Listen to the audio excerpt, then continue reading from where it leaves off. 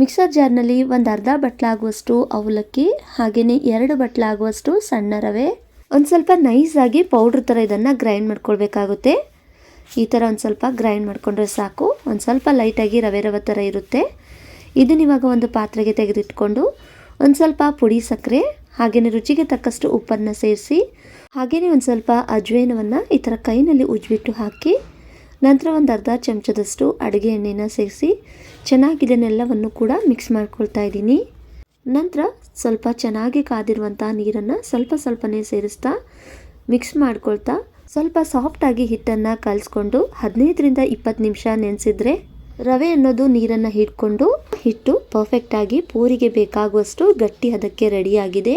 ಕೈಗೆ ಒಂದು ಸ್ವಲ್ಪ ಎಣ್ಣೆನ ಅಪ್ಲೈ ಮಾಡಿಕೊಂಡು ಮತ್ತೆ ಇದನ್ನು 1-2 ನಿಮಿಷ ಚೆನ್ನಾಗಿ ನಾದ್ಕೊಂಡ್ರೆ ಮಾಡುವಂಥ ಪೂರಿ ಉಬ್ಬಿ ಸಾಫ್ಟಾಗಿ ಸಖತ್ತಾಗಿ ಬರುತ್ತೆ.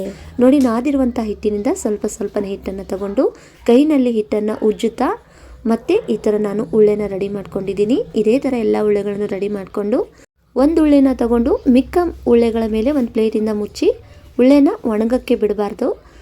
ಈ ತೊಗೊಂಡಿರುವಂಥ ಉಳ್ಳೆ ಮೇಲೆ ಒಂದು ಸ್ವಲ್ಪ ಎಣ್ಣೆನ ಅಪ್ಲೈ ಮಾಡಿ ಪೂರಿ ಥರ ನಾನಿಲ್ಲಿ ಲಟ್ಟಿಸ್ತಾ ಇದ್ದೀನಿ. ತೀರ ದಪ್ಪದಾಗುವಲ್ಲದೆ ತೀರ ತೆಳುವಾಗೂ ಅಲ್ಲದೆ ಮೀಡಿಯಮ್ ಆಗಿ ಇಲ್ಲಿ ನಾನು ಲಟ್ಟಿಸಿದ್ದೀನಿ. ಇದೇ ಥರ ನಾವು ಎಲ್ಲ ಪೂರಿಗಳನ್ನು ಕೂಡ ಲಟ್ಟಿಸಬೇಕಾಗುತ್ತೆ. ಹಿಟ್ಟು ಚೆನ್ನಾಗಿ ನೆಂದರೆ ಈ ಥರ ಪೂರಿ ರೆಡಿ ಆಗುತ್ತೆ. ಎಲ್ಲೂ ಕೂಡ ಕ್ರ್ಯಾಕ್ ಬರದೇ ಇರೋ ಥರ ಚೆನ್ನಾಗಿ ಕಾದಿರುವಂಥ ಎಣ್ಣೆಗೆ ಹಾಕಿ ಸ್ವಲ್ಪ ಅದು ಫ್ರೈ ಆಗ್ತಾ ಮೇಲೆ ಬರ್ತಾ ಇದೆ ಅಂದಾಗ ಜಾರಿಂದ ಒಂದು ಸ್ವಲ್ಪ ಹಗುರಕ್ಕೆ ಪ್ರೆಸ್ ಮಾಡಿದ್ರೆ ಸಾಕು, ಪೂರಿ ಸಖತ್ತಾಗಿ ಉಬ್ಬಿ ಬರುತ್ತೆ. ನೋಡ್ತಾ ಇದ್ದೀರಲ್ಲ, ಹೀಗೆ ಎರಡೂ ಬದಿಗೂ ಹೊಂಬಣ್ಣದ ಕಲರ್ ಬರೋವರೆಗೂ ಫ್ರೈ ಮಾಡಿಕೊಂಡ್ರೆ ಸಾಕು. ಸೂಪರ್ ಆಗಿರುವಂತಹ ಗೋಧಿ ಹಿಟ್ಟು ಮೈದಾ ಹಿಟ್ಟನ್ನು ಬಳಸದೆ ಮಾಡಿರುವಂತಹ ರವೆ ಮತ್ತು ಅವಲಕ್ಕಿಯಿಂದ ಮಾಡಿರುವಂತಹ ಪೂರಿ ತಯಾರಾಗಿದೆ. ಚೆನ್ನಾಗಿ ಕಾದಿರುವಂತಹ ಎಣ್ಣೆನಲ್ಲಿ ಫ್ರೈ ಮಾಡಿಕೊಂಡ್ರೆ ಜಾಸ್ತಿ ಎಣ್ಣೆ ಹೀರ್ಕೊಳ್ಳೋದಿಲ್ಲ. ಮತ್ತು ಪೂರಿನ ಎಣ್ಣೆನಲ್ಲಿ ಹಾಕಿದಾಗ ಅದು ಮುಳುಗಿ ಫ್ರೈ ಆಗ್ತಾ ಮೇಲೆ ಬರುವಷ್ಟು ಎಣ್ಣೆ ಇದ್ದರೆ ಉಬ್ಬಿ ಬರುವಂಥ ಪೂರಿನ ರೆಡಿ ಮಾಡ್ಕೊಳ್ಬಹುದು. ಮತ್ತು ಸಾಫ್ಟ್ ಆಗಿರುವಂತಹ ಪೂರಿ ರೆಡಿ ಆಗುತ್ತೆ. ಯಾವುದೇ ಹೋಟೆಲ್ ರುಚಿಗಿಂತನೂ ಕೂಡ ಕಡಿಮೆ ಇರೋದಿಲ್ಲ. ಪೂರಿ ಮಾಡೋಕ್ಕೆ ಮೈದಾ ಗೋಧಿ ಹಿಟ್ಟೆ ಬೇಕು ಅಂತೇನಿಲ್ಲ.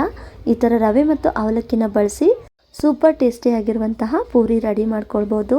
ಈ ರೆಸಿಪಿ ವಿಡಿಯೋ ಇಷ್ಟ ಆಗಿದ್ರೆ ವಿಡಿಯೋಗೆ ಲೈಕ್ ಮಾಡಿ, ಶೇರ್ ಮಾಡಿ, ಕಮೆಂಟ್ ಮಾಡಿ, ಹಾಗೆಯೇ ಚಾನಲ್ನು ಕೂಡ ಸಬ್ಸ್ಕ್ರೈಬ್ ಮಾಡಿಕೊಂಡು ಸಪೋರ್ಟ್ ಮಾಡಿ. Thank you.